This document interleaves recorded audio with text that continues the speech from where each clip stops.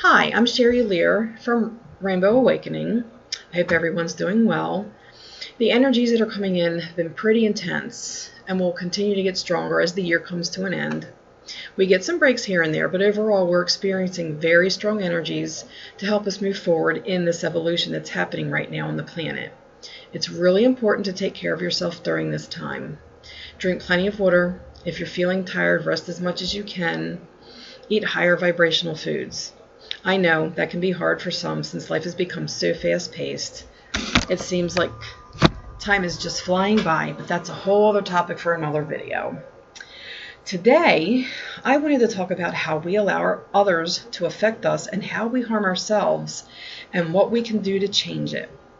When I stepped onto my path, my first life coach always drilled into my head, nothing can harm you unless you allow it. I've changed the word harm to affect, so nothing can affect you unless you allow it. And what do I mean by that?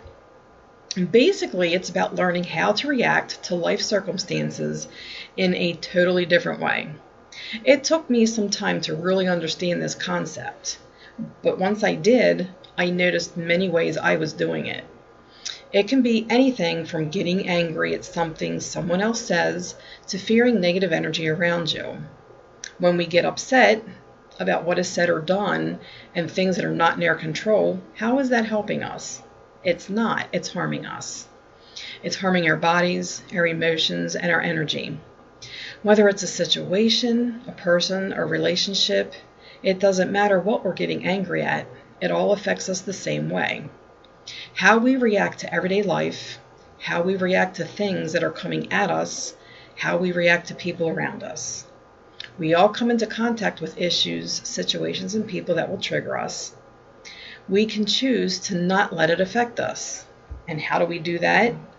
Instead of reacting impulsively to everyday life with anger or fear, we can make a choice to not let these things affect us. We have been conditioned for thousands of years to live in fear, especially with the media, politics, religion, medical industry, pharmaceutical industry, and I could go on and on here too. There are many ways in life that really trigger us. It's different for every person, but we all have our triggers. We can make a choice to react differently. If you can stop before you react, before you get angry and walk away, before saying something that you'll regret later, stop and think what would be a better way to respond to this situation with love.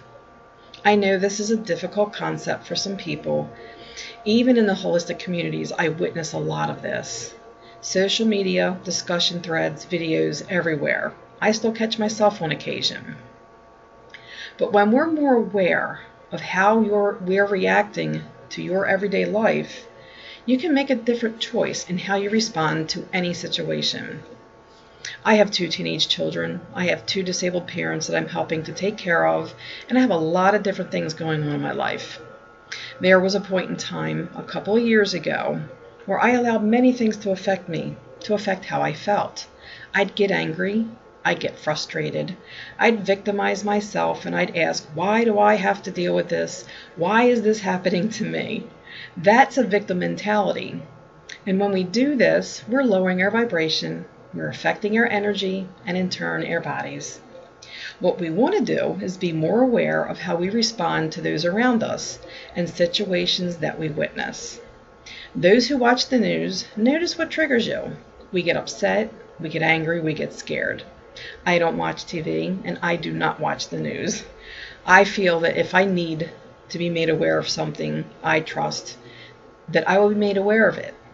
My intuition or my higher self will point me in the right direction, and sometimes it's just a family member speaking about it or social media. Another aspect of this is beliefs.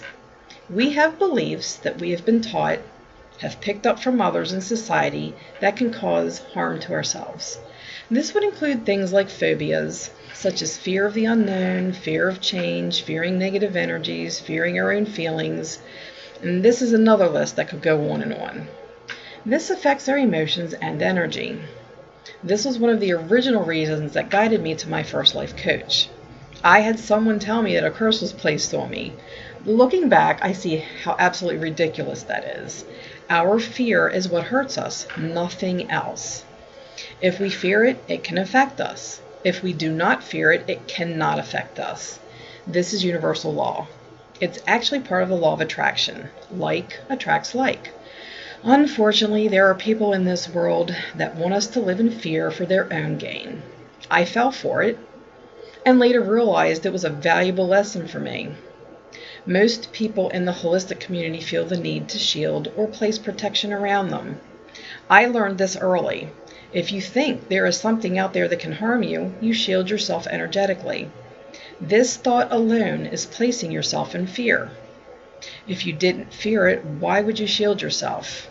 I never really felt the need to shield, especially once I learned this.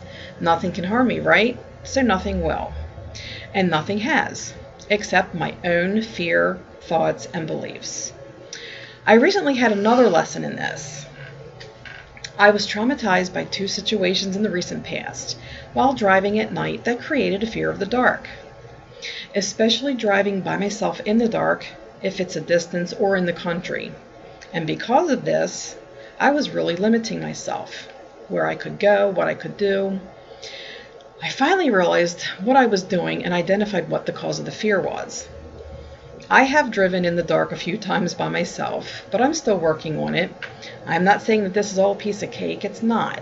But with mindfulness and practice, you can get past it.